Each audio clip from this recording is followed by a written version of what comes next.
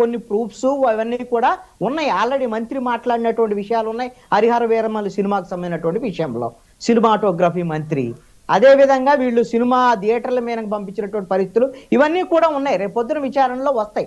నేనేమంటానంటే కోర్టులో ఏం జరిగింది ఏంటి అనేటువంటి సెకండరీ. పవన్ కళ్యాణ్ అయితే అలాగా అధికార దుర్వినియోగానికి పాల్పడటమో, అప్పనంగా అధికారం వచ్చింది కాబట్టి ఏది పడితే చేసేద్దాం అనేటువంటి దిగజారుడు రాజకీయాలకు వచ్చారు పవన్ కళ్యాణ్ అని నేను అనుకోవటంలా. ఒకవేళ మొన్న జరిగింది హరిహర వీరమల్లి విషయంలో దాన్ని సరిదిద్దుకోండి. ఇప్పుడు రేపు పొద్దున ఓజీ విషయంలో చేయకుండా ఉండండి, మిగతా సినిమాల విషయంలో చేయకుండా ఉండండి. సినిమాలది ఏముందండి, ఎన్ని చేసినా హరిహర వీరమల్లిని ఆడించాలనుకుంటే ఆడలేదు కదా. రేపొద్దున ఓజీ బాగుందనుకో, వీళ్ళు ఎవరు వద్దనుకున్నా బాగానే ఆడేదానికి అవకాశం ఉంది. అందుకని మీ పవర్ అనేటువంటిది అధికారాన్ని ఉపయోగించుకోవాల్సినటువంటి అధికార దుర్వినియోగానికి పాల్పడటం అనేది తప్పు అయినటువంటి విషయం. అది మనం తెలుసుకుంటే మంచిది. సినిమాలు చేసుకునేందుకు ఎలాంటి అబ్జెక్షన్ లేదు. ఆయన నటించవచ్చు, ఎవరైనా నటించవచ్చు అండి. వాళ్ళ స్వయం నియంత్రణ పెట్టుకోవాలి. ఇప్పుడు మలయాళ సినిమాల్లో ఉన్నటువంటి మలయాళ సూపర్ స్టారు సురేష్ గోపి కేంద్ర మంత్రిగా ఉన్నారండి.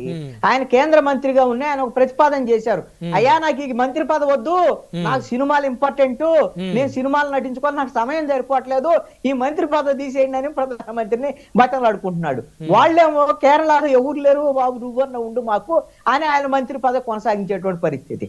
ఆ విధంగా మీరు డిప్యూటీ సీఎం గా ఉన్నారు, సినిమాల్లో నటించండి. కానీ మీరు ఈ రోజున భవిష్యత్ అనేటువంటిది పవన్ కళ్యాణ్ కి నాకు తెలిసి సినిమాల్లో నటిస్తే డబ్బులు వస్తాయి, లేకపోతే రెమ్యునరేషన్ ఇవన్నీ చెప్పడానికి బాగానే ఉంటాయండి. కానీ పవన్ కళ్యాణ్ భవిష్యత్తు, రాజకీయ భవిష్యత్తుకు సంబంధించినటువంటి విషయంలో ఫుల్ టైం పొలిటీషియన్ గా ఉండటం అనేది ఆయనకు అవసరం. జనసేన పార్టీని మరింత పటిష్టం చేసుకునేటువంటి అలాంటి అనుకూలమైనటువంటి పరిస్థితులు ఈ రోజున ఉన్నాయి.